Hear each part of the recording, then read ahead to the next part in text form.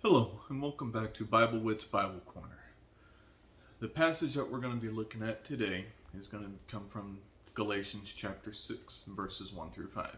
Now, I'm going to be reading from my New Century Version again, but I'm also going to be adding the English Standard Version. So let's jump right in. Galatians chapter 6, verses 1 through 5.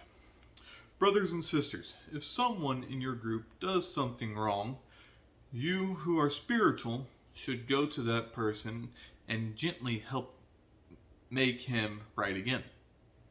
But be careful, because you might be tempted to sin too. By helping each other with your troubles, you truly obey the law of Christ. If anyone thinks he is important when he really is not, he is only fooling himself. Each person should judge his own actions and not compare himself with others. Then he can be proud for what he himself has done. Each person must be responsible for himself. Now that's the New Century Version. Let's see the translation from the English Standard Version. And that says, Brothers, if anyone is caught in any transgression, you who are spiritual should restore him in the spirit of gentleness. Keep watch on yourself, lest you too be tempted. Bear one another's burdens, and so fulfill the law of Christ. For if anyone thinks he is something when he is nothing, he deceives himself. But let each one test his own work, and then his reason to boast will be in himself alone and not in his neighbor, for each will have to bear his own load. Okay, so there's actually quite a bit in these 5 verses, but I'm just going to go over a couple of real quick ones. So it starts off by saying, if there is a brother or sister among you that is struggling, that is sinning, we are to go to that person and help guide them gently back to Christ. In other words, we can't go and just aggressively say, you're doing that wrong, you got to get back over here, and be gentle about it.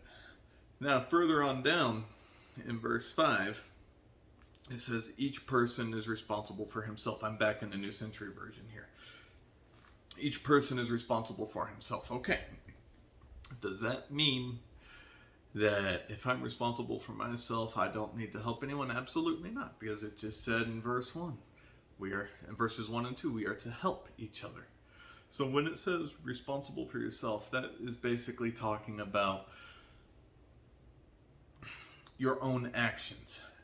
I cannot force my brothers to do something. They have to want to do it. They are responsible for their own actions. I cannot force my coworkers to do a task that is assigned. They have to want to do it. Now, okay, our bosses in that scenario have a little bit different authority, but we have responsibility for our own actions. We cannot control other people's actions. That's basically what that's talking about. Okay, now what does this all, I'm trying to keep this short, what does this all mean in the grand scheme of things? Well, let's go back over here to verse 2, again in the New Century Version. By helping each other with your troubles, you truly obey the law of Christ.